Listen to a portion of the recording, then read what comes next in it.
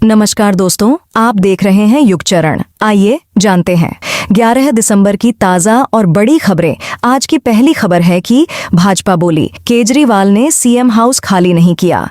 दिल्ली भाजपा ने मंगलवार को मुख्यमंत्री आवास का वीडियो जारी कर आरोप लगाया कि अरविंद केजरीवाल ने 6 फ्लैगस्टाफ रोड का बंगला अब तक खाली नहीं किया है। भाजपा ने आरोप लगाया कि खुद को आम आदमी कहने वाले केजरीवाल ने अपने रहने के लिए शीश महल बनवाया था। केजरीवाल कहते थे कि सरकारी घर नहीं लूंगा, लेकिन रहने के लिए 7 स्टार रिसोर्ट बना डाला। इस महल में 1 करोड़ 9 लाख रुपए से marble granite, lighting, 1 crore 50 lakh रुपए से मरम्मत और 35 लाख रुपए से जिम और स्पा बनवाया है। अवामी लीग की सरकार गिरने के बाद से हिंदुओं पर हमले बढ़ गए हैं। इस्कॉन से जुड़े धर्मगुरु चिन्मय प्रभु को 25 नवंबर को गिरफ्तार किया गया। बांग्लादेश के ब्राह्मणबाड़ियां जिले में 30 नवंबर को त्रिपुरा से ढाका होते हुए कोलकाता जा रही एक बस पर हमला हुआ। त्रिपुरा 3 तरफ से बांग्लादेश से घिरा हुआ है। इसका पड़ोसी देश से सांस्कृतिक और व्यापारिक संबंध रहा है। बांग्लादेश में खतरे के चलते हिंदू आबादी बड़ी तादाद में देश छोड़कर त्रिपुरा के जरिए भारत में अवैध तरीके से घुस रही है। उनका कहना है कि वे भारत की जेल में रह लेंगे, लेकिन वापस बांग्लादेश नहीं जाएंगे।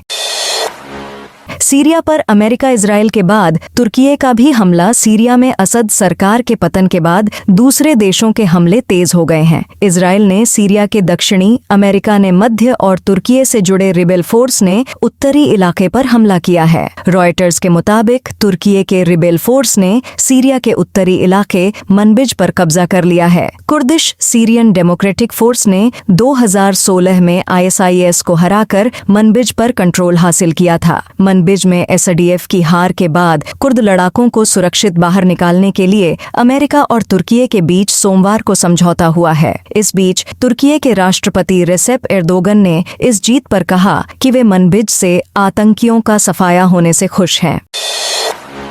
आसाराम को तीसरी बार मिली पैरोल। रेप केस में आजीवन कारावास की सजा काट रहे आसाराम को तीसरी बार पैरोल मिली है। राजस्थान हाईकोर्ट ने मंगलवार को आसाराम को 17 दिन की पैरोल दी। आसाराम 9 नवंबर से 30 दिन की पैरोल पर जोधपुर के निजी आयुर्वेदिक अस्पताल में करवा रहा था। मंगलवार को उसकी पैरोल अवधि खत्म हो गई। आसाराम ने पुणे के माधोबाग अस्पताल में इलाज के लिए कोर्ट से पैरोल मांगी थी। जस्टिस दिनेश मेहता और विनीत माथुर की बेंच ने आसाराम को माधोबाग अस्पताल में इलाज के लिए 15 दिसंबर से 17 दिन की पैरोल दी है।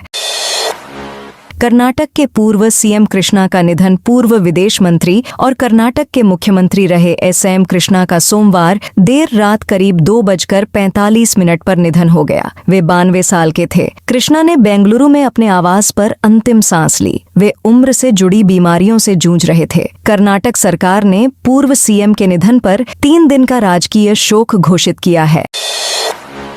सोने चांदी के दामों में बरहत। सोने चांदी के दाम में बरहत देखने को मिली। India bullion and jewellers association IBJA के अनुसार 10 ग्राम 24 कैरेट गोल्ड का भाव 483 रुपए बढ़कर 77,175 रुपए पर पहुंच गया। इससे पहले सोने की कीमत 686,992 रुपए प्रति 10 ग्राम थी। चांदी के दाम में भी तेजी रही। ये 1,010 रुपए बढ़कर 92,810 रुपए प्रति किलो पर पहुंच गई। इससे पहले चांदी 91,800 रुपए पर थी। वहीं 23 अक्टूबर को चांदी ने 99,151 रुपए का और 30 अक्टूबर को सोने ने 99,681 रुपए का ऑल टाइम हाई बनाया था।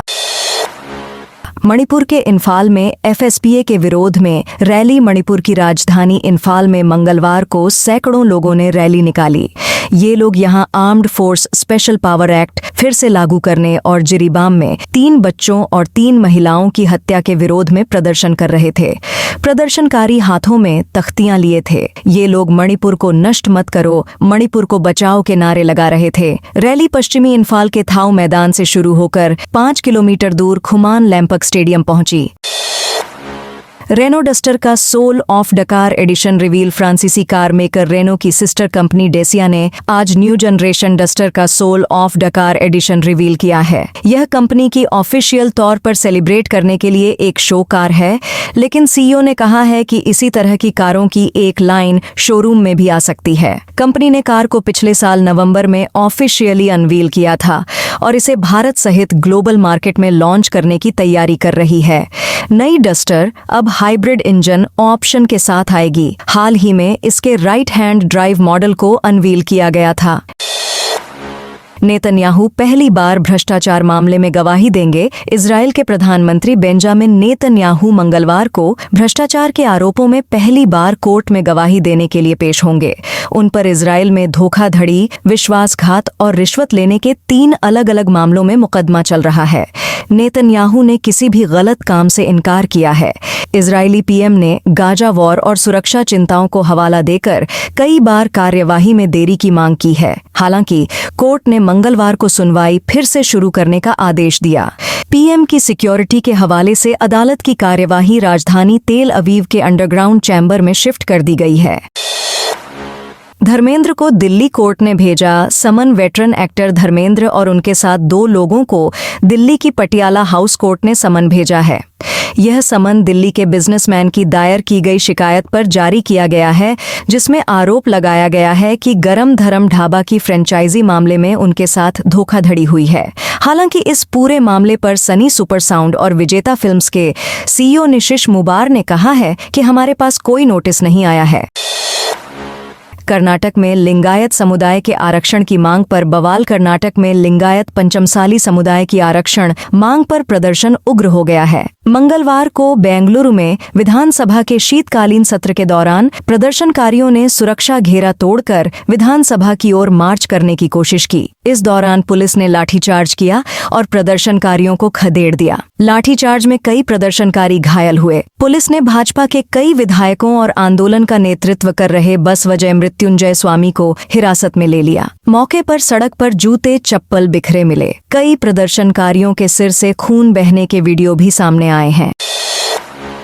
ईसी बोला, महाराष्ट्र चुनाव में वीवीपीएटी ईवीएम में कोई मिसमैच नहीं। चुनाव आयोग ने मंगलवार को बताया कि महाराष्ट्र विधानसभा चुनाव में ईवीएम वोटों से वीवीपैट पर्चियों के मिलान में कोई गड़बड़ी नहीं मिली है। आयोग ने जानकारी दी कि 23 नवंबर को काउंटिंग के दिन हर विधानसभा क्षेत्र के 4 बूथों के वीवीपैट पर्चियों की गिनती की। इस गिनती में कोई गड़बड़ी नहीं पाई गई। इस दौरान 288 विधानसभा क्षेत्रों के 1400 वीवीपैट यूनिटों की पर्चियों का मिलान किया गया था। विपक्ष का धनखड़ के खिलाफ अविश्वास प्रस्ताव का नोटिस। संसद के शीतकालीन सत्र के 10वें दिन मंगलवार को विपक्षी सांसदों ने राज्यसभा के सभापति जगदीप धनखड़ के खिलाफ अविश्वास प्रस्ताव पेश किया।